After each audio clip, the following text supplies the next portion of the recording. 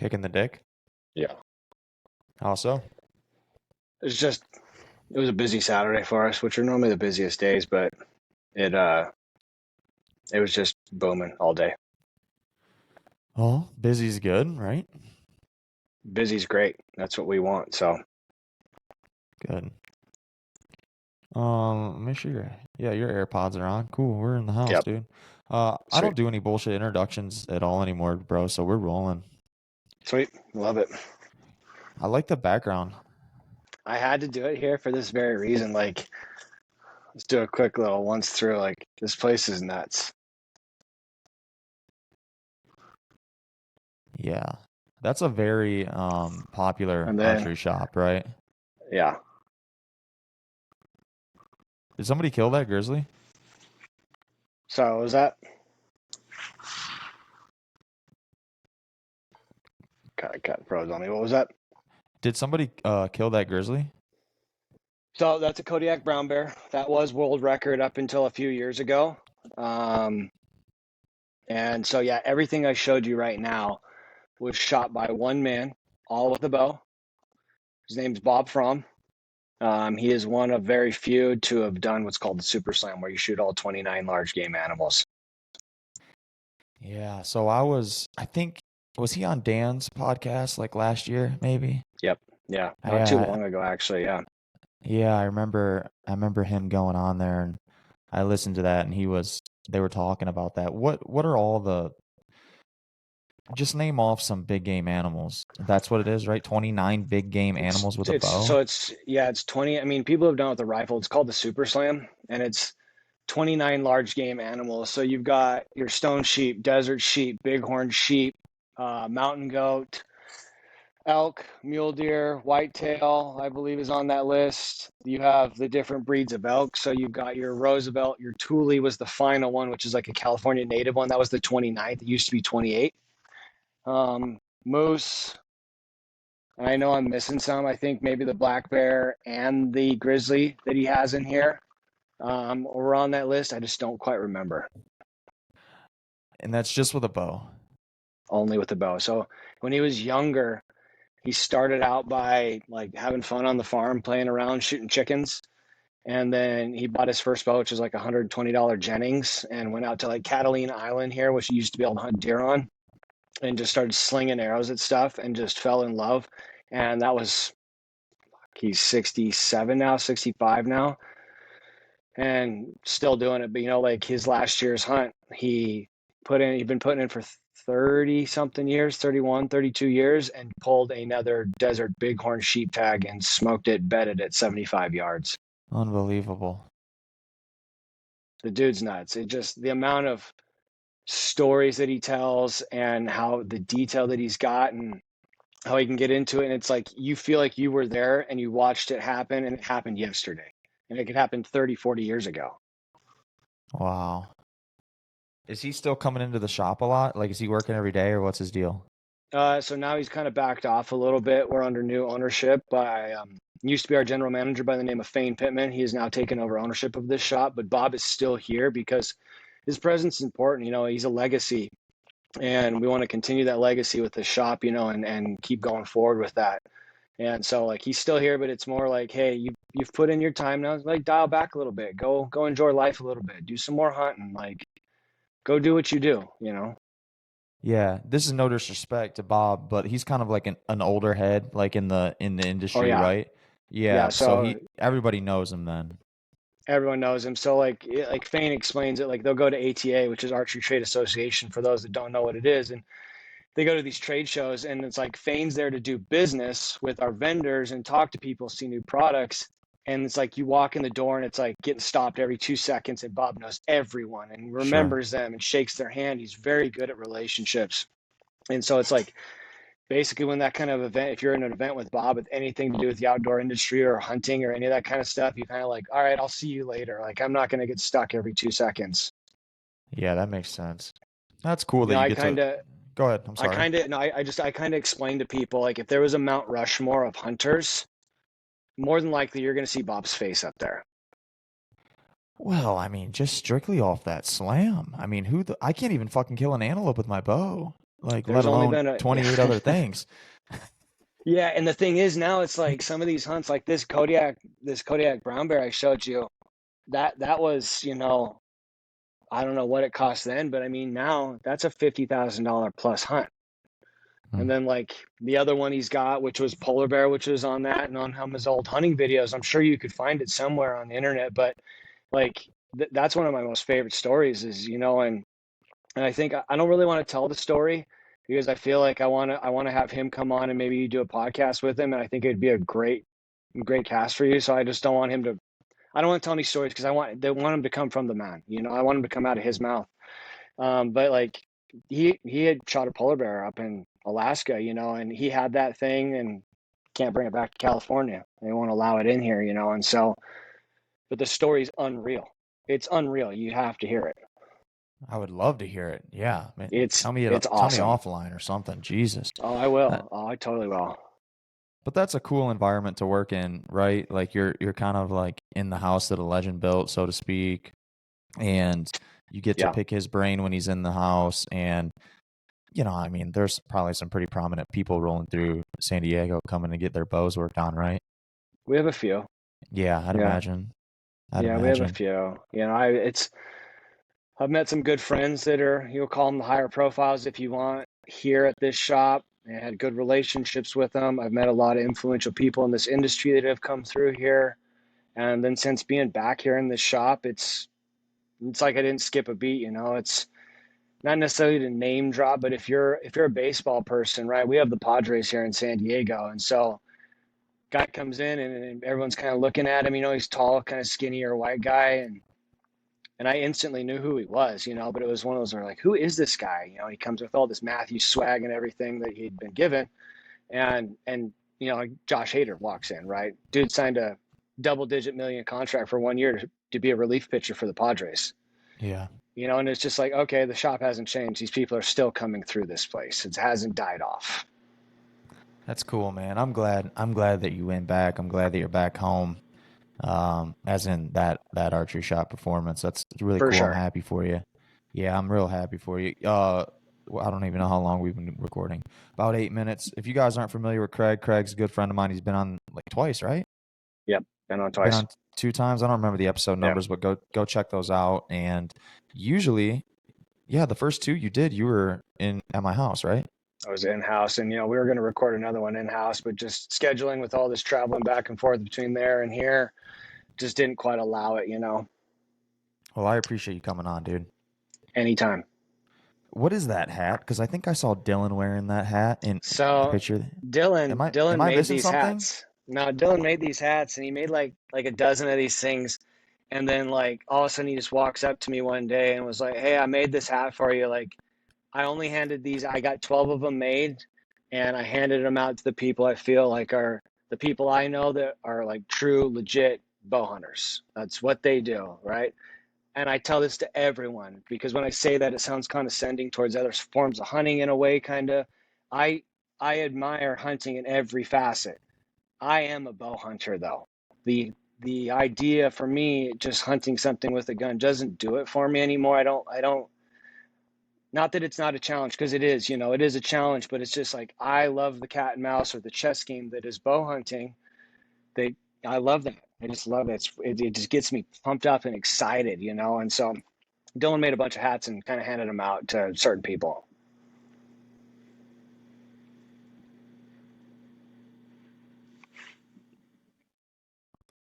Sorry, you kind of cut out there a little bit. Yeah, it might be yours. I know I got good internet. Yeah, it's possibly mine. It's all good. This is par for the course because I always have to edit all these episodes now because this seems to happen a lot. But um, continue. I liked what you were saying about the cat and mouse game with bow hunting. It's a prime example, right? Which, because we haven't got to do one of these since last year's hunting season. And while I know this is not something that happens on a regular basis, I had an absolute all-star hunting year last year. But the cat and mouse is, and this was the ultimate one for me, and it got me so hooked to the point where it's like been asked if you could hunt one animal, what would it be? And mine was like I love hunting elk, and I love the allure to it and all that stuff. But like my experience with my mule deer hunt last year, which wasn't even intentionally a mule deer hunt to begin with, the whole event that it, aspired to what it turned out to be, just we go out, we're just outside of Billings, Montana. I was fortunate enough to get on some private land with a couple of buddies, and we were going out there to chase antelope. There's a good herd of antelope on this property. It's pretty big. And so we're sitting up in this pocket of timber in the morning, and I'm leaning back, the sun's coming up, first light, and glassing over. I'm seeing all these antelope all over the place, some coyotes kind of chasing them around and, yipping and howling. And it was just a great morning, and then I look kind of down into my left into this it's like a big dish, big open dish. Probably I'd say it's huge. It's a big valley, I call it. And I'm sitting there and I'm looking at all these mule deer does kind of funneling out of this little coulee, bottom out, and coming up towards where we were at in the trees. And I'm sitting there and I'm watching, and then I'm looking around and doing some stuff. At one point, I look to my right because I hear some noise, and I had a mother raccoon and 3 little babies come cruising, and they were about to run me over. And then I move. They go up a tree. I have a photo. I'll send it to you. I could have reached up and grabbed the suckers out of the tree. Mom took off and, and kind of got out of there. They went into the tree. It was just a great experience.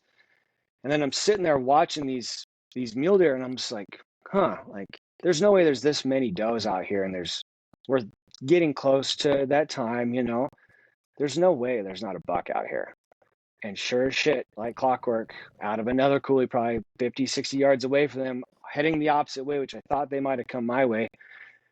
See one buck come out, the other one come out, third one come out, fourth one come out, all in the I'd say all in the 150 plus range. And I was like, okay, we're not hunting antelope anymore. Like, I've completely lost interest in these antelope. I'm chasing mule deer now. Sitting with my buddy Chad, looking across this thing. They're about 1.5 miles away, and they'd bedded up against some rim rocks up in the shade. And I was like, dude, we've got a short window of time to get around, get on top, and get over the top of them. So we go around, get up on top, about 1.5 miles, get up on top, and we're working out to this little top of this edge, this like finger that shot out and looked over the edge of the rim rock, and we go to step over one that was probably 20 yards closer, like farther away from where they were at, to kind of maybe get a peek around the corner. And they're beneath us, all 4 of them. They got up out of their bed. They're 30 yards beneath us. Boom, take off. So I sit down, watch them. We watch them. They take off, drop down into another deep little coulee. I sat there for probably 30, 45 minutes, glassing this coulee, watching to see if something comes out and moves. Nothing. I was like, Chad, like, we're up here. Like, let's go. 2.5 miles. Get over the top, just skirt those rims the whole way over. Chad catches about this much horn tip sticking out of the top, 200 in the bottom.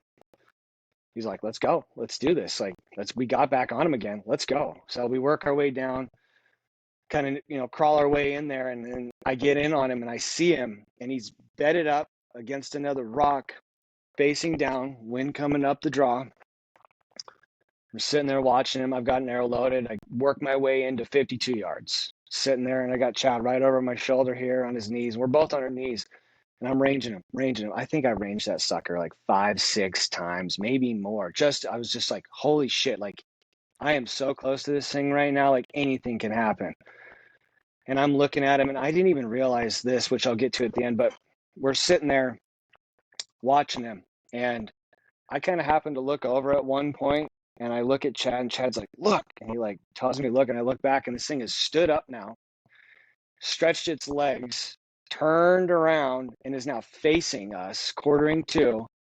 And this thing is looking basically right at us, but hasn't realized we're there for some reason. I'm no cover. I'm on a side hill, like prairie, right? There's nothing. It's open grass. And I get to full draw, and I'm sitting there, and I'm holding it, and I just don't have the shot I wanted, And so he beds down, turns his head, and I let back down. I sat there with that one draw. I sat there on that mule deer for probably 45 minutes. And next thing I know, Chad is leaning over. His leg is starting to cramp. So he stretches his leg and catches sagebrush. And this thing pops up and is looking right at me. And I said, don't move. This thing's staring at us. And he goes, do you have a shot? I said, yeah. He goes, you need to fucking take it. I lifted my bow as slow as I could while this thing is staring at me, drew it back, settled in, put my pin on, and went through my shot. Hard quartering to it, came out, on the backside, went in right behind the front shoulder. And we didn't know where the other three were at this time. Well, come to find out, they were 30 yards beneath us right there. And they bust out, run about 100 yards, get up on top, kind of sit there and look at us. Mine peels off and goes up a finger, beds up at 100 yards, puts its head down, photo ready to go for the photo. Didn't touch a thing, right? It was just like that whole experience of getting into it and then blowing it up and then getting back on them again and just capitalizing on the moment. It was one of those things that's in a lot of thing I hear with your podcast is this perseverance of the individuals that you have on here. Like they're go-getters, right? They don't stop like, oh yeah, I messed up. I could walk away from this now, but it's like, no. You saw the prize, you went for it at all costs, and it was an epic experience. And then when we get up to him, what I was going to say earlier, but it finishes, get up to him, and when we fully measured him out, he's just shy of 170. He's a few eighths of shy of 170. But the cool part about him is on his left side, he's got a double main beam. So got a beam coming out that splits off, and he's got another beam that comes and splits off, right? Which unfortunately kind of deducts some size, but it's a super unique deer. That's super cool, I mean, and then to throw it onto there, that was 9/11. And then I, 6 days later went in my elk season. And then all of a sudden I was able to capitalize on day two and 56-yard shot stroked him. He turned around. I shoot a single pin. I dialed to 70 because my buddy's behind me ranging 70. I get to full draw on him again after he'd cow called him and stopped him after the first shot, which I stroked him on. And then we get a little bit farther. At that point, he's like 83. And so I kind of just worked on my holds that I hold over. And I was very lucky enough to actually hit him in the exit hole of that first shot. I should have gone and bought a lottery ticket. I'm sure it'll probably never happen again, but Okay, the podcast guys or the podcast gods aren't a fan of me at the moment, but you should have bought a lottery ticket. I agree. yeah, it was wild. It's like when I shot that bull, there was a 56, and it's wild, being with someone who has more knowledge than you or more experience in that, in that thing, and they just know how they work, right? They're around them enough where they're like, yep, and I'm not that person quite yet. I have a knowledge, but not like some of these individuals. There's always someone that knows more than you, right? And he essentially was like, hey, these bulls are going to come out of that alpha. They're going to alfalfa. They're going to come over the ridge, and they're going to pan out, and they're going to go either way to a spot was called Punk Mountain, or it's this dish. It's got a big timber pocket in the bottom, and there's this giant rock that kind of goes up the side of this mountain, and it looks like a wall. So they call it Wall Rock. And he's like, they're either going to come Wall Rock or they're going to go up here. And we were in Wall Rock, and sure as shit, we start hearing them bugle and everything. And we're looking, and they're probably half a mile away at this point, feeding over into where we were at. And, there's a big group feeding down into the timber. And then he sees one that stays high on the ridge and kind of works their way over. They work their way over. He's like, they're going to come down that little 2-track because it's, once again, very fortunate to be hunting private on this one. Works their way over on the 2-track. He's like, they're going to come right out there and they're going to go over this ridge. So like, let's get back in the trees, go around with about 75-yard little jaunt, shoot our way over, get right in front of the tree line. He's like, all right, let's just chill here. They're probably going to come out this way, and so like kneel down. He's arranging for me over my shoulder and everything like that. And sitting there, and sure as shit, they come up out of the top of this thing. They come up over, and there's cow, cow, calf, cow, cow, spike, cow. And then here comes my bull.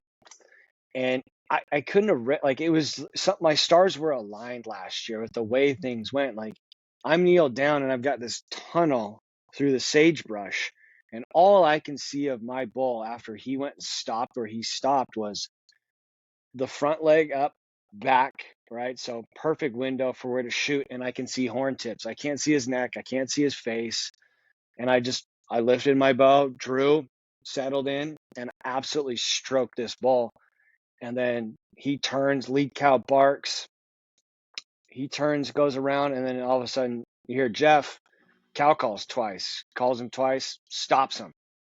He's like, another arrow, get another arrow in him now. Like, let's do it now. So I load another arrow, draw. He's like 70 yards. I dial to 70, get to full, and he's like, hey, you're at 83. Draw up, held over his back, let her rip, heard the pop again, and then we let him go. He went another 40 yards from that, but it was one of those things where we kind of sat there, waited our thing out, went over, finally got my arrow in the process, come around this hill, and that big group that had dropped down had just filled this side hill like 100 yards from us and just screaming their guts off and cows chirping everywhere. And this little raghorn comes cruising in and like doesn't even see us. We're just leaning up against jack pine, and all of a sudden he's like 30 yards and he's like, oh shit, there's something there. Puts the brakes on and bolts out of there. But then we go over and get my, after we got my arrow, we get over to my bull and getting photo right, everything, and I'm looking at entry, exit, and I shoot the kudos, which I'm very happy with, and they don't make a huge hole. They're not a huge cut. Right? It's an 1.16 wide, but it's only a 2-blade, so it doesn't make a big hole like a 3-blade would, if you will. On his entry, he had his normal entry cut.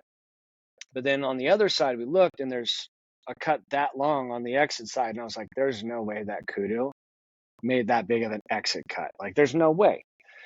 Well, whatever, can't find my arrow, opening him up, going to gut him out and everything. And it's when I go to reach in and Jeff's like, whoa, hold on. And he reaches in and pulls out my arrow with about that much arrow, collar and broadhead are in there. Can't find the first hat. And then it was one of those things we figured. I hit him with that second arrow in the exit hole of that first shot. Unbelievable. Pure luck. Pure Yeah. luck. It's one of those things like, Well, I'm not a slouch shooter, but I'm also like, I couldn't have done that twice in a row, I don't think. Maybe not, but you didn't need to. You didn't need to do it twice in a row. You did it once, and that's all you needed to do. And That's you're a very good archer. Like, very, very good. Like, probably. I mean, I don't know Brian Barney. I know Dylan. I've never really seen Dylan shoot, but you're the best archer that I personally know. I'm friends with. They can shoot, and it's one of those things where and I get it. Everyone's got different things with life. But like for me, this is something that is a priority in my life. And so I make the time to put it in, even when I don't want to, right? It's like that gym thing. It's a discipline for me. I am disciplined enough that I shoot every single day, whether that's 10 arrows, just kind of working through stuff, or it's a heavy range day where I'm doing 100 plus arrows, and I'm really working on things and dialing in distances and all that kind of stuff. And it's something that's important to me. And for me, I've had the experience of shooting an animal and wounding them, and it's not a great one. And it was a defining moment where I had built up to that, and it happened to me. And then the following year, last year I had a great year, and I stroked both animals. But I had a pivotal moment, one of those kind of like, oh shit, where it was one of those, I need to put even more work in than I'm already doing, because I don't want that to happen again, because that was a terrible feeling. Right. Fortunately, I shot him in no man's land, which for individuals who don't know, that's up in the backstrap, right? I shanked it. I'm going to admit it straight up. I shanked it. And, he was seen running around, a little red spot in there, but running fine, still breeding cows, doing his thing, and they've seen him a couple of years after. So I was fortunate enough to not wound him enough to, injure him like that and stuff. But it's a terrible feeling. I wouldn't put it on any hunter. It is a terrible feeling. Sorry, I can't fucking talk today. This is embarrassing. I've done 101 of these things. Fucking Christ. Excuse me, guys. I'm just rattled.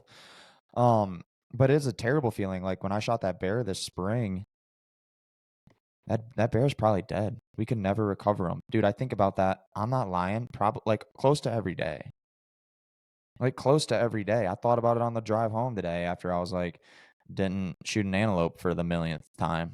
It's like, man, like I should really probably try to fill some tags. And I'm trying. It's just, it's fucking hard, man. Like it really is. And I want to go back to the bow only thing. It's funny because that used to be me. Like that was me growing up, like Midwest, and went and hunted down south and whatever. And I was like, man, I'm just gonna, gun hunting doesn't do it for me. It doesn't do it for me. Blah blah blah blah. And then I moved here, And I'm like, yeah, I'm just gonna do bow only. And then I start hiking around and I'm going all over the place. And I'm like, fuck this. I'm like, I like harvesting animals. Like, regardless of like, granted, I'd rather shoot something with my bow, but like when it's rifle season, dude, yeah, we still shoot the bow a little bit, but we're not bringing it. So it's just one of them things where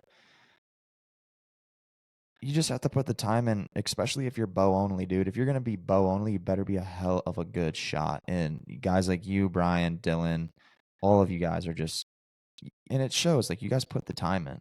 It's really, really impressive. And like the moment of truth thing is something else that I want to talk to you about because like I was making a stalk today, and I was like, I could feel my heart beating, and I'm getting closer, and I'm like, fuck, man, like you need to calm down. Like this antelope's gonna spot you, which he did. I mean, it seems like he wasn't in the greatest spot to put a stalk on, but um, I sent it anyways. I mean, you can't score if you don't shoot, kind of thing. But can you talk about like pull your bow back, you anchor in, like what's going through your mind? Just run through the shot. Like I know you're not looking at antlers, like you're just zoned in. What is that feeling like to you? Do you just try to shut everything off?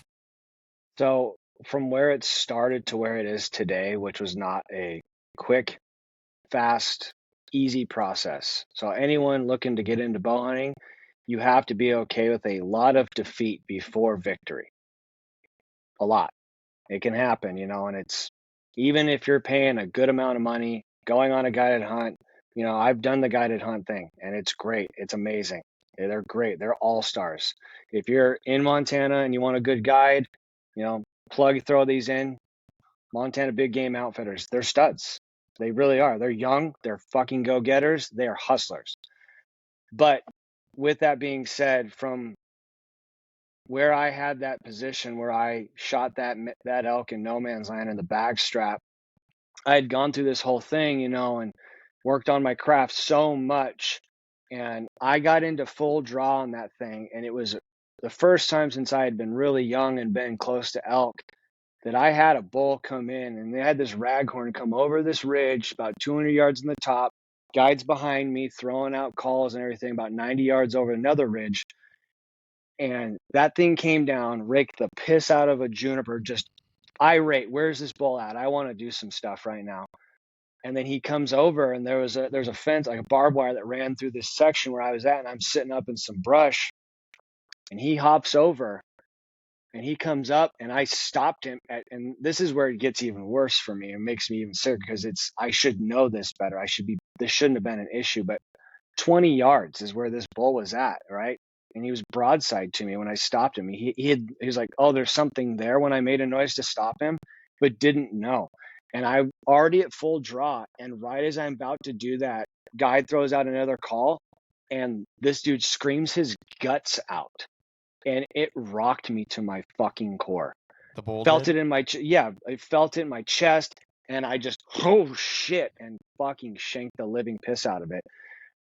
Fast forward another year where it's like, I'm never letting that happen again. I'm putting in the work. I'm going to figure out a way to do this.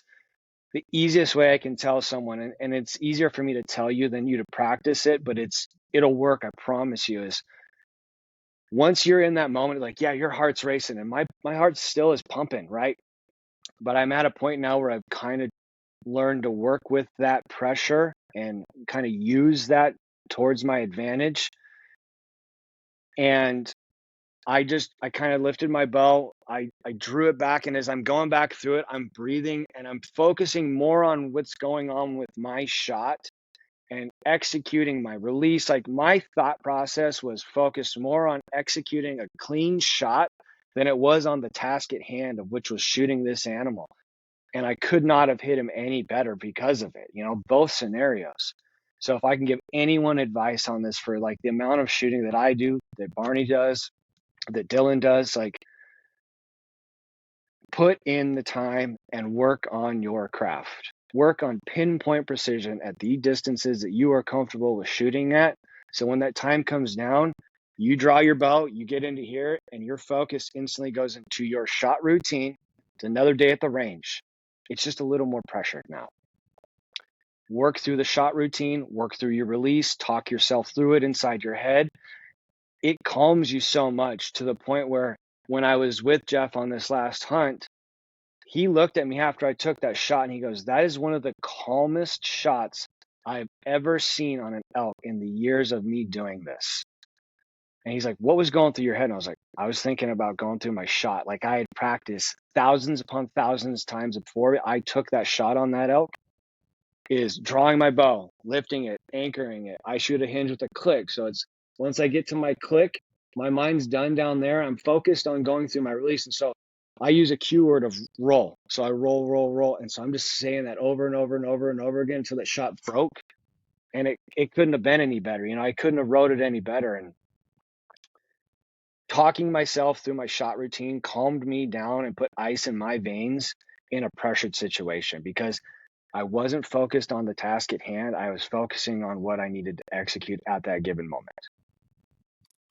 When I was talking to Dan, I think he said something along the lines of, you can't really buy confidence. You can't like replace that. Like you can't cheat it. You have to shoot as much as you can to have that confidence. And I think along with confidence in like your bow and in your shot process and everything like that, something that I've been trying to implement, especially like it's a new season and the spring didn't go the way that I wanted it to go. Um, some my fault, some not. I'm gonna take, accountability. Like I fucked it up. Like it is what it is, and it made a mistake. But I don't know if I had the right mindset. I didn't wake up that morning and being like, I'm gonna go out and kill a freaking huge black bear. I was more focused on just being happy that I'm out and hanging out with my buddy and like enjoying the country. But I didn't have that like call it what it is, that just like killer instinct. You know what I mean? So every stalk that I've made thus far in August on like an antelope, I'm like, I'm gonna go fucking kill this antelope. I'm gonna kill this antelope. And usually I don't. Well, I mean, there's no usually. I haven't yet. But at least like I'm confident in my abilities in terms of shooting and I'm putting reps in, I'm working hard, my equipment's dialed. But if I don't have that mindset on a stalk or like driving to whatever unit I'm going to hunt, I think I'm doing myself a disservice. Like, it's not a freaking game. Like, I'm out here, like, it takes time, it takes money. I'm away from my wife. I should probably be doing other things. It's a passion and I love it, but like, I'm here to do a job at the same time. So I think with that, it's like you really have to like be focused on the goal. And maybe your goal isn't to kill an elk or whatever said animal, but like for me, like it is. Like, I want to have a great time, don't get me wrong, but like when I have opportunities, I want to capitalize on them. And if my mind's not there, like if I don't think that I'm going to kill when I wake up that morning and I'm putting my shit on, I'm probably not going to. So that's just something that I've tried to tell myself along with, the confidence in my equipment and my abilities. It's just my mind being like, hey, we're going to go get this done. Do you feel that too sometimes? Oh, absolutely. You know, and it kind of had me thinking just to go off that really quick, but being here, being in San Diego, right, we're a big naval base area. And so there's a lot of the West Coast SEAL teams here, you know, and I've been fortunate to meet a lot of those guys and they are some of the best shooters that I know from new shooters because and they're really good at learning hunting and stuff because of line of work, but because they're very task driven. And you're Yes. like, hey, this is the task. This is A, B, and C. Execute. And they're like, all right, let's do it. I Yes. agree with you though. What you're saying though, like, yeah, it's a very very task driven thing. It's a job to go out and having that mental mind state where it's like, yeah, I'm not just coming out here to do a little hike in the woods, you know. It's like I have a job to do. I'm out here. And prime example, like in my last one, I had limited days to hunt antelope.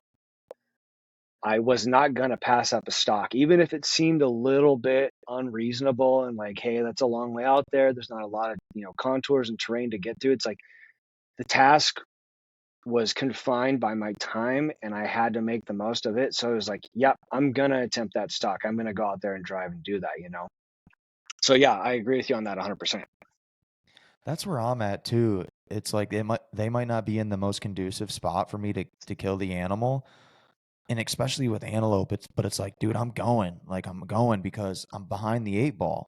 Like I'm not born and raised here. I've been doing this shit for fucking a year and like 3 days. You know what I mean? Like I've had a season Yeah. in like a week. of antelope hunting. So it's like, I don't know how to kill these fuckers. Like, I don't. Like, I'm fixing to call up Dylan and be like, dude, can you just come out with me? Like, show me how this is done. Like, watch me stalk an antelope and be like, you fucked up here, here, here, and there. If you do this different next time, you're probably gonna get them. Just shit like that. That's why I always try to like go out. You and I went out, and then I met up with my buddy Brady for a little bit today. He got to 13 fucking yards of an antelope. Dude, I can't even get to Yeah, 13 yards on an antelope in my truck. it's tough. It's like, You know, what? there's Like, there's two ways of doing it. but I They're a learned it. naturally cagey animal where they want to kind of like bolt on the side of a vehicle if it sits there for too long, or Mhm. they're naturally curious. Yeah. So like Go 13 on a goat, that's impressive, man. I watched it. I was like 2 miles away. I was literally in the middle of the road. He's like, "I'm going to make a long stalk," and I was like, "All right, I'm gonna come." So he was already out there with his old lady, and I found the goat, and I was like, "He should be close." And I'm watching him through the glass, and like I see him like come up with this herd of cattle, and then I lost him again, and the next thing I know, he's like coming up over this ridge, and I'm like, "Dude, shoot, shoot, shoot!" in my mind, but he couldn't see him. And long story short, they busted. He flew one and missed at like 50 or something because he had his pin messed up or what. I don't know. But to get the 13 yards, I was like, man, that was freaking impressive. And I was like, which Very. way did you? I was like, which way did you come in? Did you go, to the right or to the left? And he's like, he's like, I just logged 4 miles on this stalk. I'm like, okay, I get it. I get it. That's a commitment right there for sure. Yeah. And we'll get off this, but going back to the mindset thing, something just came to my mind about just a specific story, and I think you might have been there. We were at your old bow shop here in town, and I don't know his first name. Seeley, what's his name? Yeah, Josh. Josh. Last winter or something, we shot like an indoor like little 3D shoot, Hmm. and I'm pretty sure he won. And I think I was talking to him. I was like, "Yeah, like, I was just out there, just getting some reps or whatever." And he's like, "That's not good enough, dude." He's like, "You should have showed up trying to win." And I was like, "I'm not here to win this shit, like I'm just here to have a good time." But he's right. Like you need to take these shots seriously and do the best that you can. I wasn't focused. I'm talking half the time. I'm full draw and I'm like messing around and like just dicking off. It's like, no, this is practice. Like you need to take this serious. You might not win the thing, but you should come in like, hey, I'm gonna fucking win. Like just, Absolutely. just too dumb to know any better. Like there's a ton of different archers there that were obviously way better than me, but like I should have showed up that day being like, I'm gonna win this fucking tournament. And I shot, pretty fucking average. And I think if my mindset would have been a little bit different, I can shoot. Like if I really want to, like I can focus in me and the target, my bow, like nothing else matters. I can shoot when I want to. So just for anybody listening, like when you're practicing, like practice like it's the game. Like practice to win. Well, to kind of go off that, like, so tomorrow here, it's a small archery community that's out in an area outside of San Diego called Julian, and it's called Bear State Bow Hunters. And tomorrow they have a 3D shoot, and the whole group of the shop, all the shop guys are going to shoot it tomorrow. And I was joking around with one of our other guys here and the employee, and I was just like, "Hey, let's go shoot for money tomorrow." And then you hear one of our other guys that just doesn't really know, he's a new guy. He's like, "What do you mean money? I thought we were just going to have fun." And then another individual who's been here, who's by the name of JR, he's been here for a long time. He goes, "Dude, do you understand what kind of shooters you're with right now? That's how they make the challenge. Because if they go to just to shoot foam, like, yeah, it's fun and all, but the challenge now that there's money on the table and we're only doing $1 target, but it's adding pressure to it. It's like, there's $1 on that target now, and whoever shoots better is winning that target. So now it just added a whole nother level. So now it's like, hey, show up, tighten up. We're putting in now. Like, it's not just going out and having fun, which we're gonna do, but it's not just going out and having fun, just flinging arrows at our 3Ds. It's like, let's put money on this. Let's have some fun. Let's really test things out tomorrow. Right. No, I couldn't agree more with that. There's that extra pressure. Like it's fun. You want it to be fun, but money talks. People, like if that's the thing, or maybe a case of beer, or whatever the fuck dinner, whatever you guys are into. I think that higher stakes means that people are going to focus in a little bit more. And even if you just go to the range with your buddy, like place a bet on it. Like keep a running tab, like whatever. I think I think that goes a long way, and I need to do more of that. I really do because anybody can be a range warrior, dude. Like I can go out to the range and just group them like nobody's business at 80, as long as it ain't crazy windy.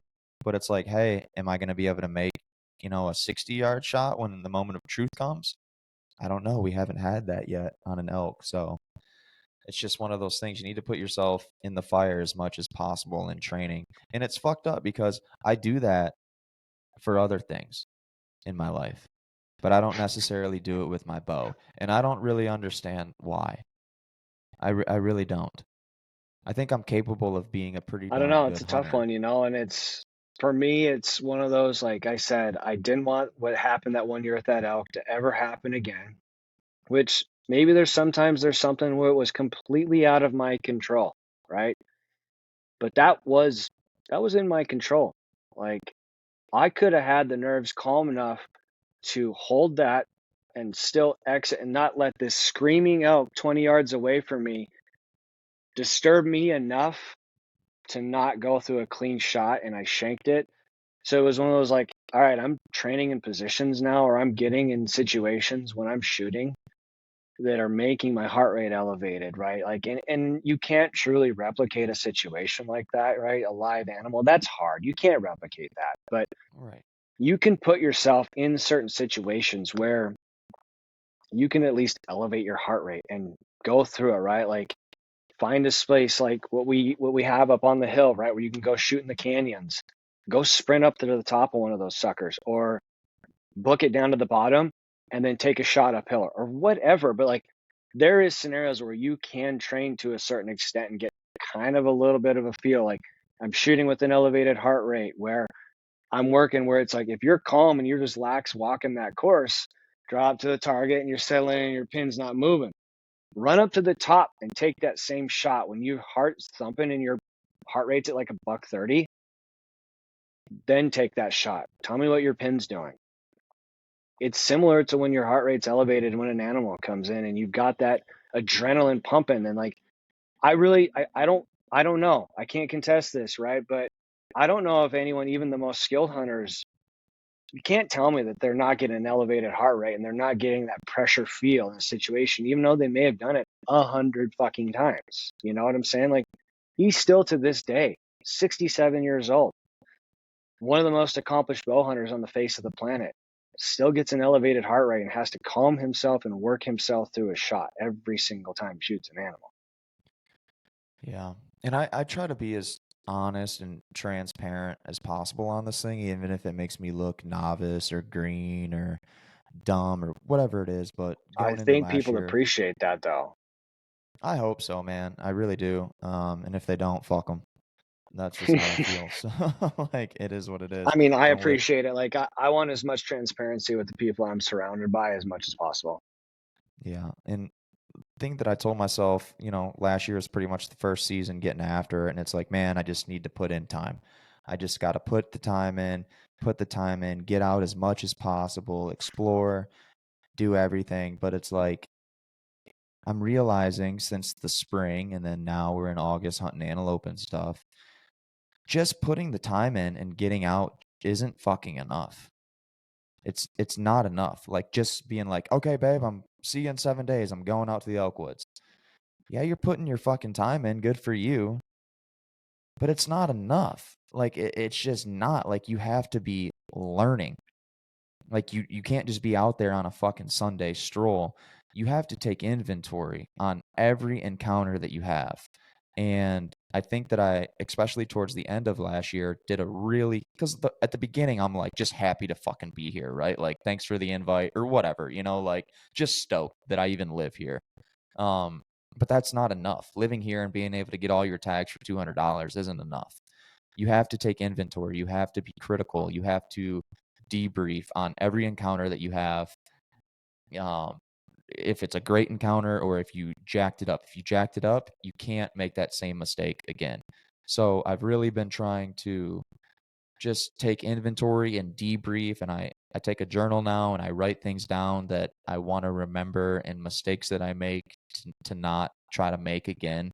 Because just being out there, like I initially thought. Like, it'll happen eventually, I'm here, I'm in the right place. It's fucking fine and dandy if you're in the right place, but you need to actually be able to perform. And I'm realizing that now going into my second year. It's like, yeah, today was fun, but like I fucked up again. You know what I mean? Like I Yeah. didn't get it done. And it's not like I like missed a shot or anything, didn't take a shot, but like there was a couple things that I could have did on this stalk that I think if I would have went left instead of right, who knows? I probably could have shot a pretty good antelope today. But again, at least I fucking learned, and at least I know that, hey, when the wind does this, don't do that kind of thing, or just a simple example. But putting the time in just simply isn't enough. You have to be very critical of yourself, and if people are listening to that, just going out on a hike ain't enough, man. So that's where I'm at. No, I mean, yeah, I couldn't agree with you more. It's not, just a hike. It has its own certain thing, but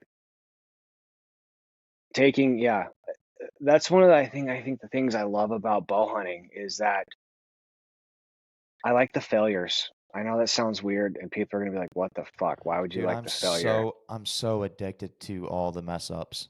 Not like the Because feeling of the you mess don't up. learn you don't learn from the wins Yeah. per se. I mean, you definitely learn things, but you're not going to learn from those. You're going to learn from the fuck ups and the failures and the mistakes. Like, okay, that didn't work. Not doing that again. Check that off the list. Right. Yeah, it's like one of those things where like, you first get out here or whatever and you're going elk hunting and I'm just like, man, I just want to see an elk. Like, fuck. I'm like a kid in a candy shop. It's like, okay, I'm seeing elk. This is all fun and dandy, but it's like, okay, I want to get one of these things, You know what I mean? Like same thing with the antelope. I don't know what it is about them, but I really, really want to get my hands on one because I see so many of them, especially on private because they know that they're good, but Yeah. it just keeps me going. It's like, dude, that's a really nice buck. I can't hunt them, but they're out here. I just need them to be on the other side of the dirt road, and it just keeps me. It's so addicting, dude. Like it's motivating. It's addicting. It's just like it's a drug. I just want to chase them all day, every day. If I could hunt every day of my life, I would, but I can't. Um, and I love it, man, and that's why I do it. And it's if I go out and kill something on the first freaking stalk every year, kill a bull on opening day every year, I probably wouldn't do this.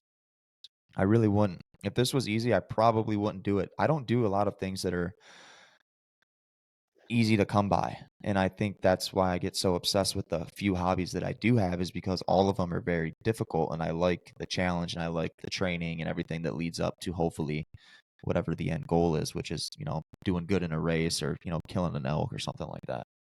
Yeah, I couldn't agree more. I like things that are challenging, and and there was probably a point in my life when I was younger where that was the complete opposite. Like, let's just take the Same. easy road.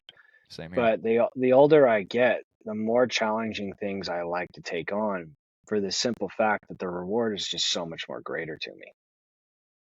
Yeah, it is. It's for me here, it's like naturally, and I've talked to a lot of people that asked me, since I've been back, like, what are you doing? How are you getting ready for elk season? All this kind of stuff. And yeah, I'm at sea level, man. So not a lot of elevation real close to me. And so I'm going to make an advantage of that. And fortunately, I've got a decent little trail that I can do. I could do 8 miles on it, which would take me from this basically. It's not a national park, but it's a recreational area, if you will. I could take that and I could hike a trail that would take me all the way down to the beach where I used to live when I was here originally. And on days off, I'll do that. But I'm not just doing it for a hike. Like, I'm throwing. I have dry sacks, right? And so for anyone who wants to do any kind of ruck training, this is a freebie right here, all right? Take those things and fill them full of sand, fill them full of rocks, load them up, put them in your meat shelf. Go fucking start walking. Put a podcast in, right? Listen to something and just walk. Does wonders. I don't gain much elevation. I think I gain at most like 500 feet of elevation. It's not shit. But I'm putting in miles, right? I'm getting those miles with a load on my back in what I have. I'm using what I have at my fingertips. I'm not sitting there going, well, I don't have elevation to train at. I don't have mountains to climb or any of that kind of stuff. So I guess I just won't do anything, and just hope I can get through the mountains when I go for elk season here in September. Well, fuck that. This is my opportunity. This is what I have at my fingertips currently. Let's use it. Let's take these tools and let's make this into that. So I'm running with it, and it's, yeah, you got to put in the time. It's not easy. Bow hunting is not for the easy person. If you want an easy thing, this is not your thing. While I say that, I also want everyone to try archery. I want people to get into archery because the more people we have, the bigger this grows. A lot of people don't want to hear that either. But Yeah, I having think people that's in archery is important.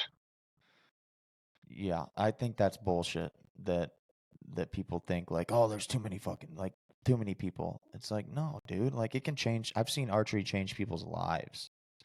I Like have too. like save them, like help them get sober and help them, not want to freaking off themselves. Like it's literally saved people's lives. I mean, I've seen it too with, like I was saying, a lot of those team Yeah, guys and all those the EOD vets and guys that stuff. are here, all the vets, right? They Yeah. get out. They had a rough, call it 12 years, where they were doing a lot of shit that the normal human doesn't even. They sleep in their bed at night and like, oh, I'm good, don't realize what these guys have to do. Mhm. And then they get out and they're like, well, where's my excitement now? I don't have anything, I'm a pipe hitter. Like, I don't have any of this stuff anymore. What am I supposed to do? And then I get them into bow hunting, and then they go on their first hunt and they harvest that animal, and they're like, okay, I have fucking found my civilian side that allows me to get something of that rush that I had when I was in. Yes. Yeah, I think so too. And another So thing, I welcome people in with open arms. yeah, and if you don't, like go kick rocks. I don't stand by that. I think the more people, the better. And if you are in a position where you can help somebody, like you definitely are. You work at a freaking bow shop, a very Hmm. prestigious bow shop. Like, help that person. Get them the right things. Give them tips. Give them pointers. Help speed up that learning process. Like so many people have done that for me that I've met in this state. Dude, everybody here that I've met in this state is a better hunter than me. But they've been doing it longer. They've been hunting out here longer. But I want to go hunt with them so I can learn. Like when I went out with Brady today and I watched him do that stalk, like I learned a shit ton watching him from 2 miles away through the binos. Like it was fun for me. I'm just sitting in the middle of the road, not doing anything but just watching it, watching him work and looking at how patient Brady was and you just that you just have to submerge yourself with better people. That's how you're gonna grow. That's at least what I always do. Well, no, that's a great thing too. Is the new bow hunter, find yourself someone who's got a lot of knowledge and has physically taken down or has harvested, for better words, multiple animals, right? They've got that experience. They know what they're doing, and then learn from that individual, absorb it, sponge up all that information you can get, and even go out with them if they'll let you, and don't even hunt. Take a Hmm. pack, take some water, some snacks, your binos, and just watch. Yes. Absorb it, learn it. That right there is probably one of the best situations you could ever have getting into hunting, especially bow hunting, is being with someone who's experienced and skilled at it and having them walk you through it. Not necessarily holding your hand, but letting you visually see it. Even if it's from 2 miles away and you're visually watching it, that is probably one of my favorite things to watch is watching a situation that I'm nowhere remotely close to and watching that pressure build and watching it get closer and closer and closer. And you're like, they are right on top of each other. But then you come to find out it's like actually 90 yards, the gap, but it looks like they're literally sitting on top of each other. Yeah. Watch it, learn it, absorb it. It's great. And another thing that I think I've always done a pretty good job with this, at least probably since I've turned like 20, maybe after college, but I visualize myself in those positions, making that stalk or, you know, watching that bull come in and me being ready and just I visualize me being the guy that's, doing it. And I've learned that especially a lot recently with like all these ultra guys that I have on here. Yeah. They're like they manifest like nobody's business. Like even when they're actually doing the event, like they try to run outside of themselves and like does that make sense? Like they try to watch themselves as Well, they're the way when performing. you yeah, when you said that right there, it made me, I know this is kind of childish, but it made me think of like, remember racing games when you're younger, video games, you could do the ghost race where you're racing like a previous race, and it's like that see-through car or motorcycle that you're trying to beat, which was you on the first race or whatever. I do, That's yes. how I visualize. That's how I visualize that, right? When you just said that right now, like they're doing that. They're like that first racer that went through, which was them, that had a really good time. They're trying to beat that now. Yeah. Yeah. I just try to do that as much as possible. And I really think those thoughts, especially when I'm training. Like so a lot of times I hardly ever listen to podcasts because I'm invested in the conversation at hand and that's what Yeah. I'm thinking about. I'll just throw on some bullshit music that I don't have to think about, a song that I've already heard 3,000 times. So I'm not even listening to the music, it's just background noise, but I'm thinking of like why are you out here, dude? Why are you running? Why are you squatting a million reps?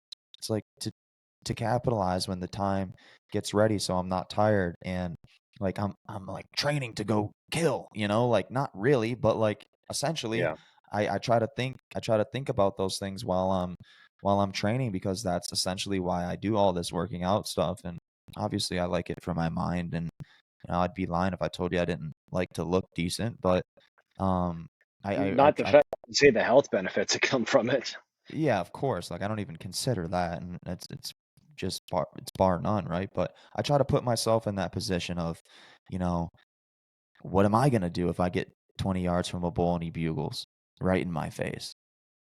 I'm gonna, like I just try to put myself in that spot as often as possible. So eventually, and it will happen when I get into that spot.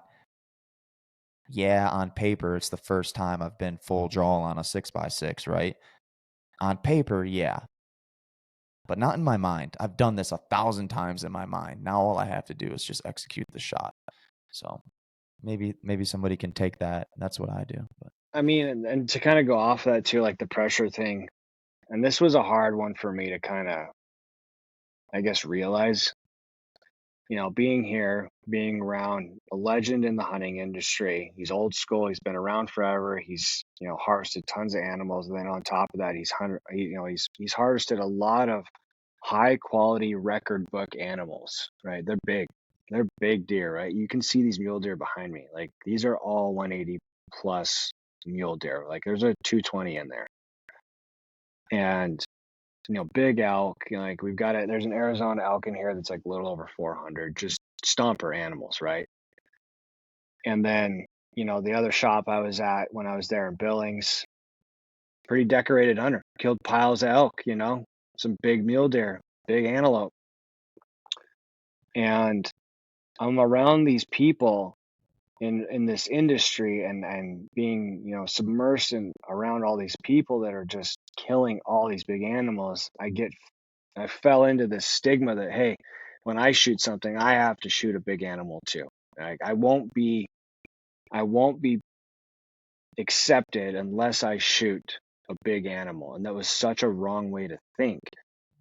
And I had this realization one day, and after talking with Rob, shop owner there in Billings, and having another conversation with Bob here, and then a couple other people that I know that are pretty decorated hunters, and it was one of those, you need to put that by the wayside. That will yes, come in time. You need to get bodies on the ground. You need to be comfortable with getting to full draw in a pressure situation and executing a clean release through the entire shot process. And then you can worry about that stuff later when you've got a little bit of numbers under your belt and you've harvested a few animals with a bow, and you've done it, 4, 6 times, whatever it may be, and you've had a few and you've gotten into that situation and you've executed it properly and you've gotten better. And I can tell you with every animal that I have harvested, it has gotten better for me every single time, right? Like I've gotten calmer and calmer and calmer in the situation of the moment where I'm very pressured and heart rate's pumping and super nervous. Am I going to do this right? Am I going to fuck this up right now? Am I going to have a repeat of that year I shanked that elk? Like, is that going to happen again? Am I going to wound? That stuff, it has to be evacuated from the mind. It has to, because when those negative thoughts come in, that's that thing. Like you were saying, these guys are manifest. I really believe in that manifest stuff. Think about it, say it, get it out, believe in it. If you're thinking those negative things in that heat of the moment, it's going to happen, right? It's going to happen. It's what you're thinking will happen. Am I going to shank this shot? Boom, shank. Am I going to wound this animal? Wound. Like, you manifested it. You manifested a negative thought and it showed instantly. And that's real. That's totally real. And I really relate to what you said about, am I going to be accepted in the shop or around all these big time hunters that are always coming in, or even, Bob who owns the place. Like, if I go out and shoot like a little fucking 130 mule deer, like what is everybody going to say? And I And learned I, really quick. You go ahead. Yeah, I'll tell you after this. well, what I wanted to touch on is that I was a victim of that last year, hands down. And a big thing that I think plays a part in that, and I feel like I'm spilling my guts out on this fucking episode for some reason. But social media, I agree. golly, dude, the best thing that any, um, aspiring bow hunter or, somebody new out west like myself, the best thing that I could do is just delete fucking Instagram from the months of August to December. Just delete it because I You was could hunting. you could absolutely delete it, and then there's the way you can do it is you, if you can, you have to have the mental willpower to have the separation to be like, you know what, that's great for them, that's a great animal, Mhm. but this is my path, right? You Yep, can't think that what they did in their harvest is your path as well, because it's not. That was their path, their time, they manifested it, that's what happened. Yours is going to happen the way it's going to happen. exactly. And it was so crazy because I never thought that that would happen to me, and it happened to me on November 2nd last year. Or no, yeah, November 2nd last year it happened to me. I'm looking at this really nice mule deer that I saw the night before, and it got too dark and he was too far away, and I was like, "Okay, I saw you. I'm coming back to the same spot, freaking first light, and I'm killing this deer." I was sitting at this fucking bar, dude, in Miles City, and I called my dad. I said, "Dude, I saw a giant tonight. I'm gonna go back to the same spot in the morning. I'm gonna kill him." He goes, "Okay, call me when you kill him." I called him at 8 in the morning, told him that I missed him. Because as I'm looking at this deer, I glassed him up first light, right, same deer. And I'm looking at him. I'm like, yeah, he's a nice deer, but he's not like, his left front forks are, not that great. And by the time I finally decided that I wanted to shoot this deer, I took not the best shot that I could have taken on the deer, opposed to the Yeah. broadside shot that he presented me 10 minutes prior to.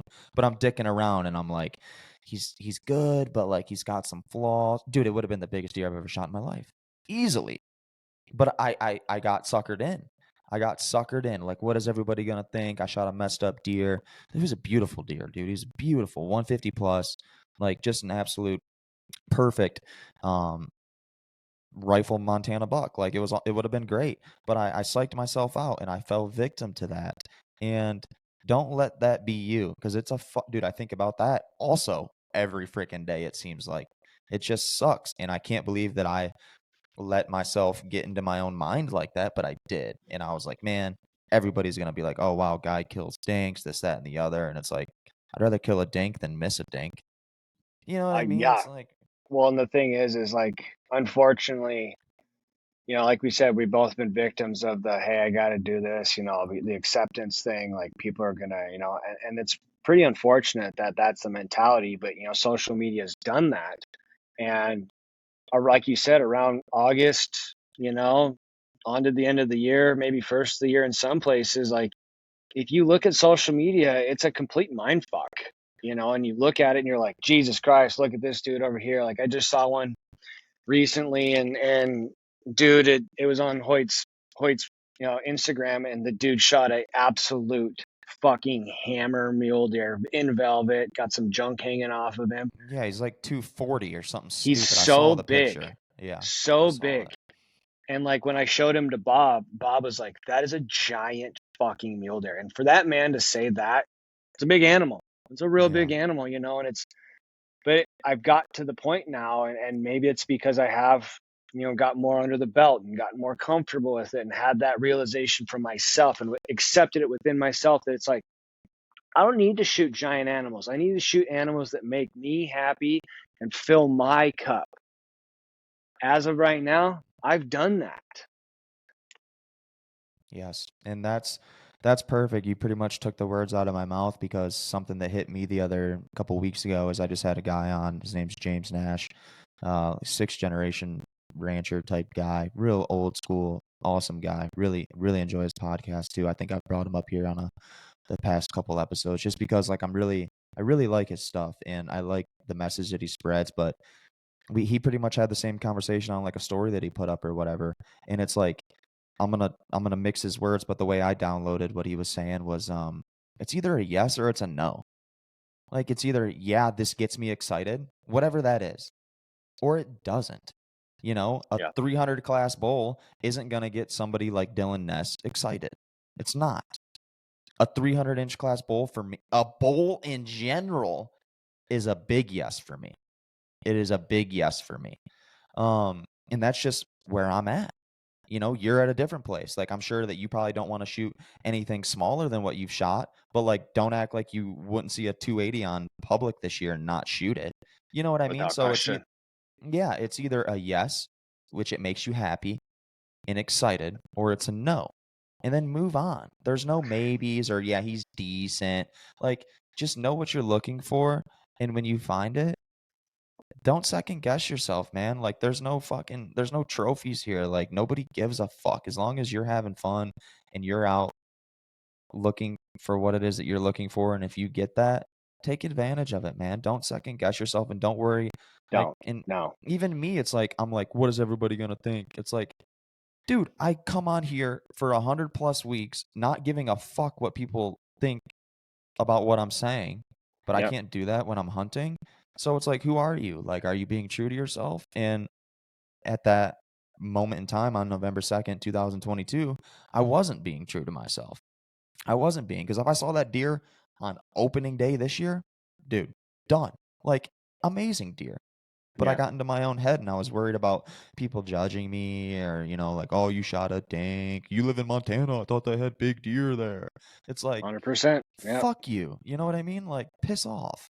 A So good example that won't to happen again. Yeah, a good example to go off that. And both me and you got this photo, but Dylan shoots an absolute fucking hammer of a antelope this year. He's over 80 inches. Absolute fucking hammer.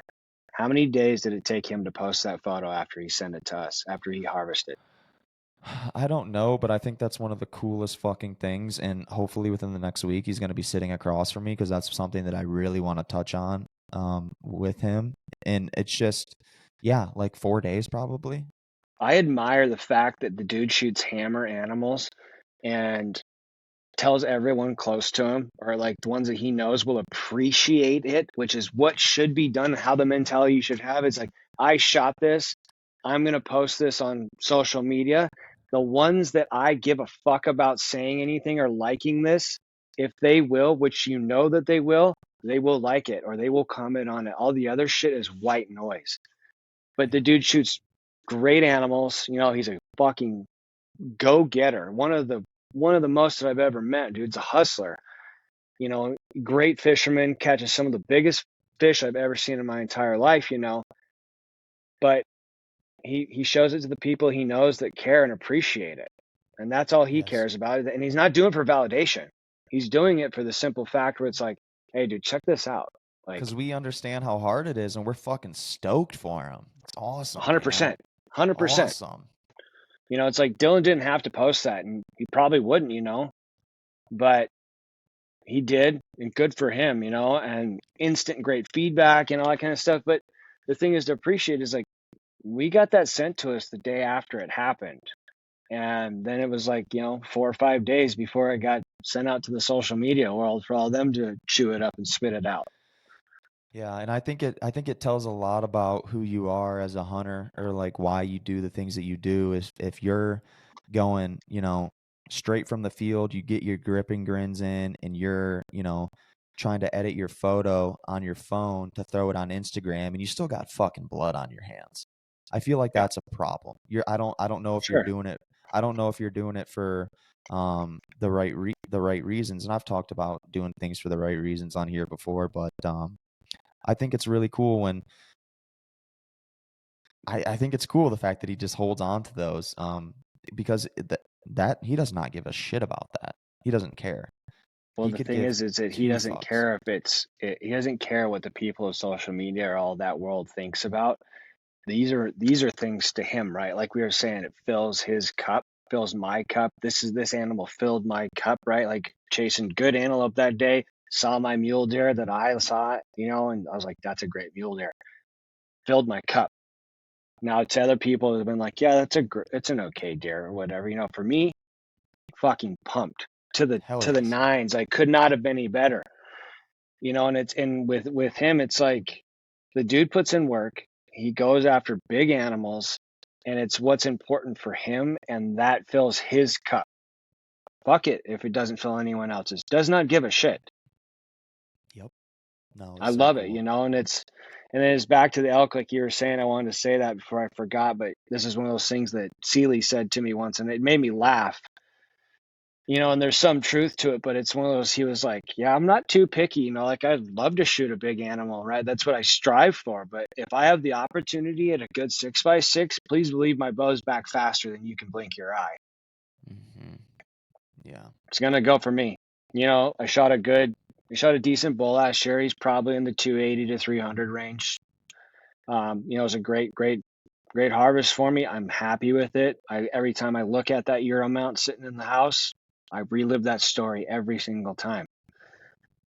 This year, hunting different land, doing the public thing, which is going to be interesting. It's going to be tough. I know it is. We're putting 6 miles into where we're going, and it's going to be tough. And, I've put in the work to this place. I've scouted it every time I've been back home. I've hiked in there, and, buddy of mine, and we went and stashed water jugs because there's not a lot of water. And to get to said water, you got to drop a lot of elevation, and I don't want to be doing that on a daily. And so we went in and took 5 gallons each in our packs and stashed that water in there in 2 different locations, right? Scouted, got some really good intel. I'm not going out there blind. I'm not going to show up to a gunfight with a knife. Like, it's stupid. Yeah. I have limited days to come back home and hunt. I am going to capitalize on every fucking moment that I have. And being in the situation that I'm in, where I have limited time to hunt. I'm hunting public land now, which is way harder. And you're a fucking liar if you tell me it's not. Going into that, the first opportunity on a bull that's got a good clean set of points on him, like, I'm not going to send an arrow at a spike unless it's the last day. But give me a bull like my bull I shot last year on day one, I'm probably sending that arrow. Yeah, more than likely, I'm going to do it, right? It's one of those things. It's kind of want to pop that cherry on the public land thing, and I'm not going to be picky on that because that'll fill my cup, right? I'm at that stage of my bow hunting career in life where that it does it for me, and it's like I'm not just going out shooting everything or whatever, but in this situation, what I'm given, I'm going to take advantage of that, and if that's the opportunity, I'm going to step up and take it. Yeah. I think that's good because it makes you happy. And that's how I think everybody should go about it. If it gets you excited, if it gets you happy, send it, man. Like we all don't hunt for a living. We all can't be out there all the time. So the opportunities that you do have, you need to make the best out of them. And that's something that I'm learning every single day. This is a hard, hard, hard game to play, man. It is so difficult, especially solo.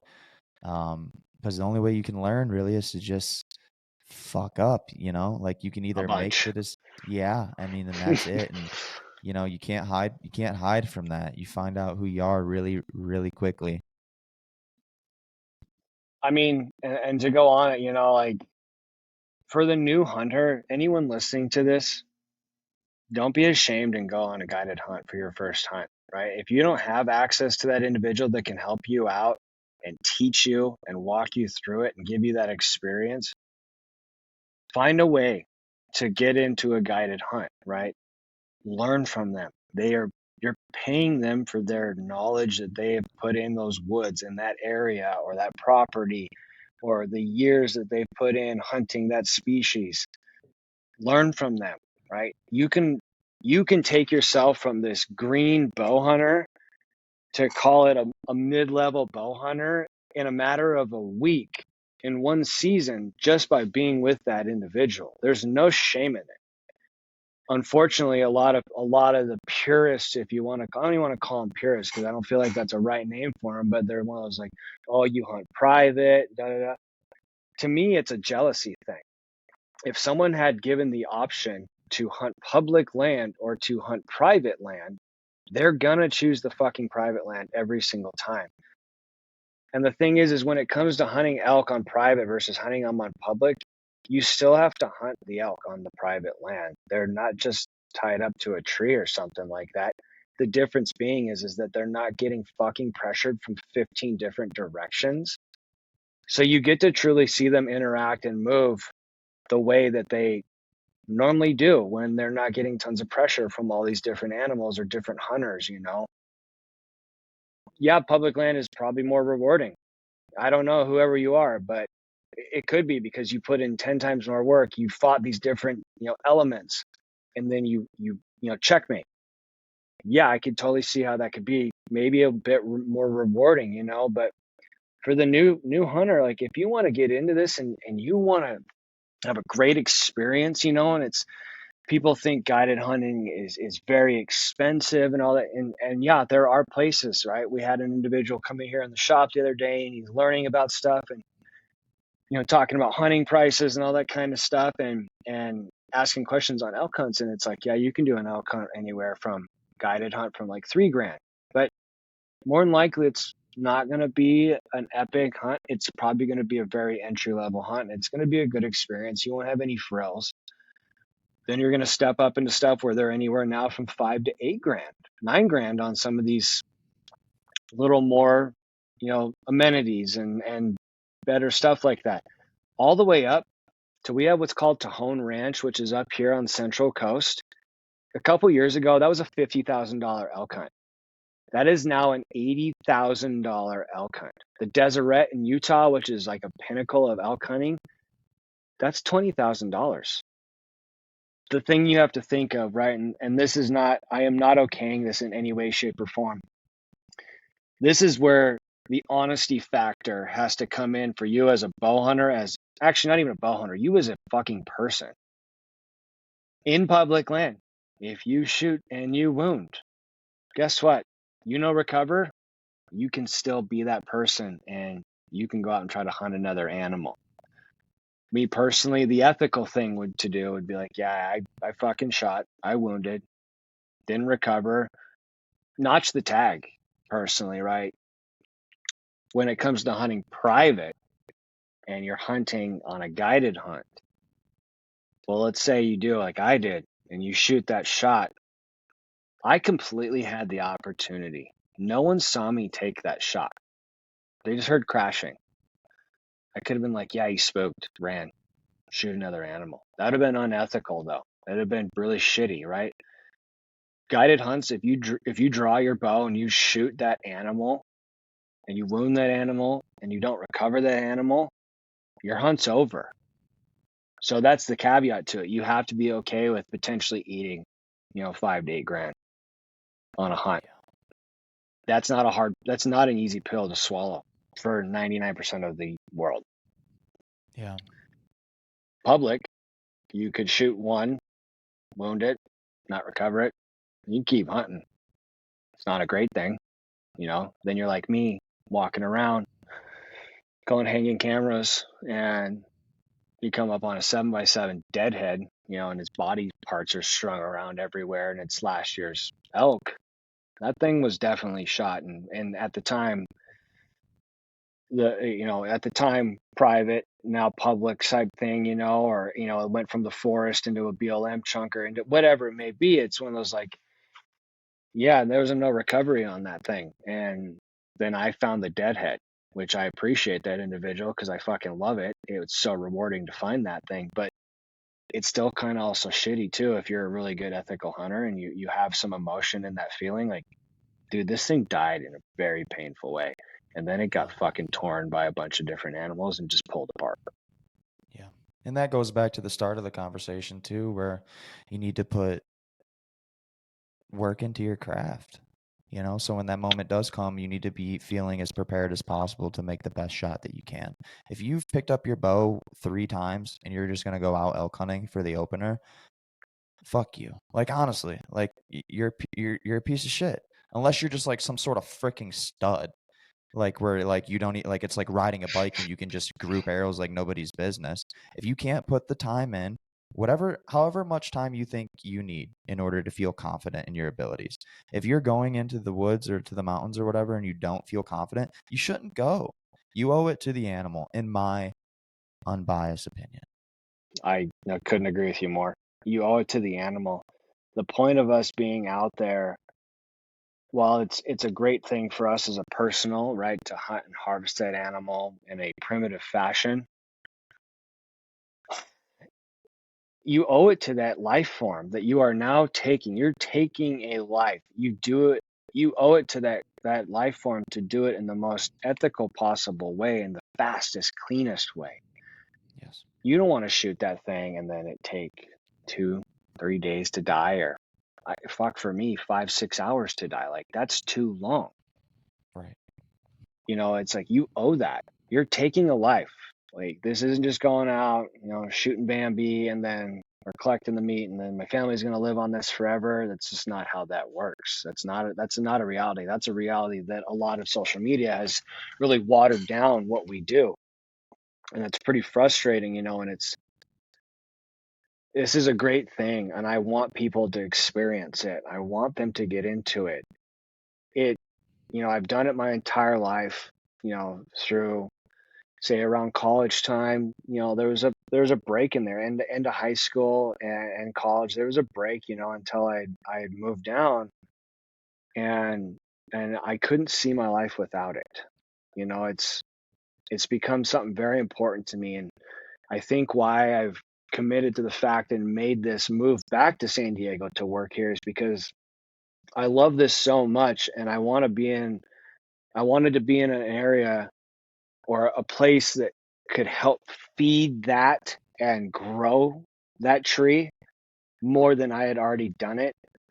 And this place allows me to do that, and getting people into it is so fun to me. Like watching them shoot their first arrow and doing really good.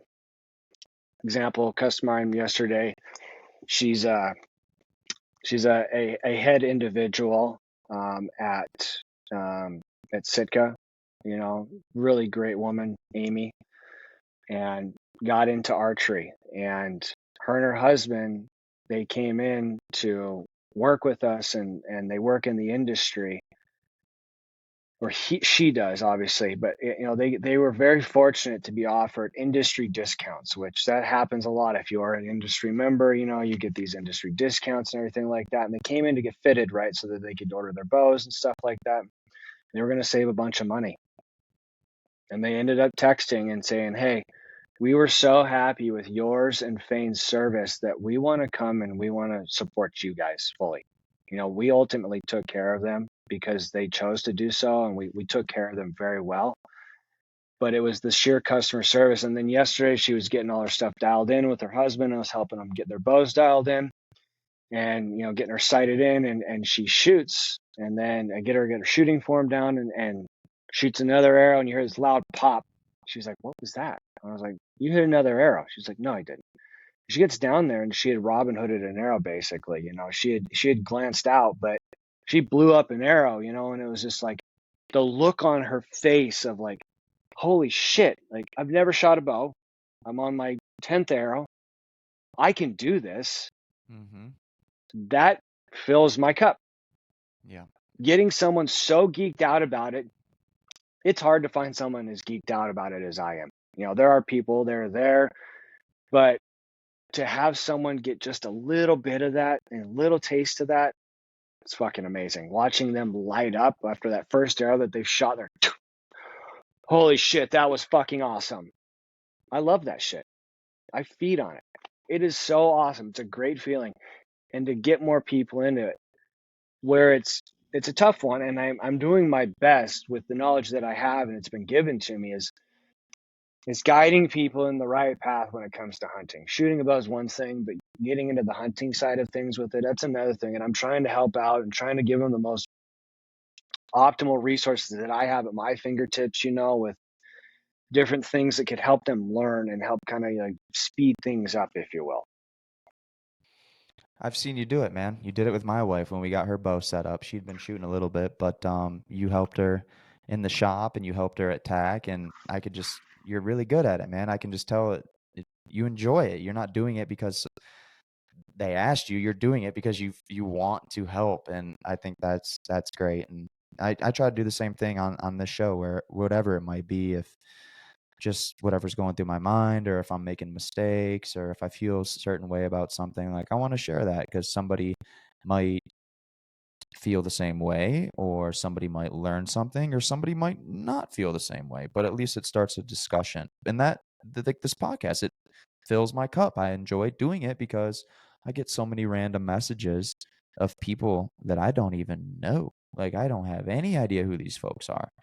And that makes me happy. It's not for anything apart from the fact that I just want to share my story. I don't think that my story is like anything incredible. But I think people can benefit from it because I'm honest, and I'll tell you things that I do wrong, and people don't get a lot of that, and I think that that's maybe why they tune in every now and then. So I mean, I feel like we live in a time now where people want as much transparency as possible, and they want as much truth as possible. And we live in a time when it's so saturated with misinformation, or a lot of subject matter experts that aren't really that individual. And so there's a lot of misdirection, and and being able to help someone and try to guide them down the right path as much as possible is pretty important to me. And people are like, this is probably a cool gig to do this, like you get to hang out with cool people all day and work with archery. Yeah, it's a fucking killer gig. Like, I couldn't be happier. And when I say that, is all the years I've worked in an archery shop, I haven't, minus some, but I haven't worked a day in my life. I've found what I love, right? I don't wake up in the morning going, oh fuck, I gotta go to work. I'm fucking geeked to go to work every day I because love I that get for to you, do dude. what I love. And that's the result I get. Like every time I tell someone that, they're just like, I love that for you. Like some are even to the point where they're like, I'm a little jealous, man. Like that's a rare thing to find, and I haven't in the past 7, 8 years. Like I haven't worked a day in my life because I don't think of this as work. Like I get paid to come and hang out with people and work in the industry I love, and work on bows, get people into archery, teach them all the knowledge that I have and pass it on to them, and if I don't, I put them in connection with someone who has more knowledge than me that can give them that answer. I love it, and it's like, I'm not going to bullshit you. If I don't know, I'm grabbing Bob. If I don't know, I'm contacting Rob. If I don't know, I'm contacting some individual that I know who I've met through this industry that has that more knowledge that can answer that question for that individual. Because I want them to succeed. I want them to continue. I am not one of those individuals that's like, I don't want that motherfucker to shoot an animal. No, I want you to. I want you to have it. I want you to feel what I felt when I harvested my first animal. Like, I want you to have that experience. It's unreal. No one will experience. There's nothing like it until you've done it. It's a one of a kind feeling. And Yes. I get a little bit of it every single time I do it. And it's I can't put it into words. It's just a feeling that's undescribable. It's one of the best feelings. I agree. And if you do what you love, you'll never work a day in your life. My dad told me that, and I think a lot of people know that saying, but um, I think that's a good place to top it off, man. I really appreciate you Yeah, coming on, Craig. absolutely, man. Congrats on getting engaged. Thank you Congrats very much. on moving back to your old shop, man. I'm very happy that you got to do that. I miss you being around. Um, but hey, we'll see you here, I'm sure, probably in a couple weeks, I'd imagine. Absolutely. Good, man. Um, where can people find you? I mean, you can find me, CJ underscore Quattro, QUARTTRO, I mean, QUAR, whatever, TTL, whatever. Um, I don't really post anything anymore. I've kind of let social media be a source of entertainment when I'm going to the restroom, if I'm being completely honest. I love that for you as well. It's about it now.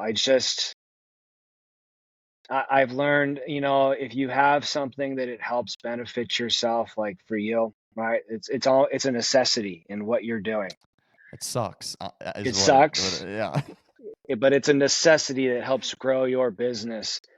Yeah. I don't have a business in my personal life to where I need to do social media to benefit from it, so I don't post anything anymore. Periodically, you'll see this random thing posted. If someone important tagged me in something and I feel like I want to share it with someone or the people that follow me, I'll do it. But other than that, you'll just see a CJ underscore Quattro like on your thing every now and then, and that's about it. I don't comment really at all. It's toxic in my opinion. And unless you need it to help grow your business or help grow what you're doing in a positive manner, there's nothing good turning out of it. I'm very envy of you from that because I wish that I could just throw it all away, but I can't. But Well, the goal is to get you to a point where you can hire someone to do that for you and you don't have to touch it. absolutely, and I can't wait for that day to happen because it will happen. It will. Cool, man. Listen, stay on the line, and then I'll get you out of here. I appreciate it again. Thanks, Craig. Absolutely. Should be good, brother. That's a podcast.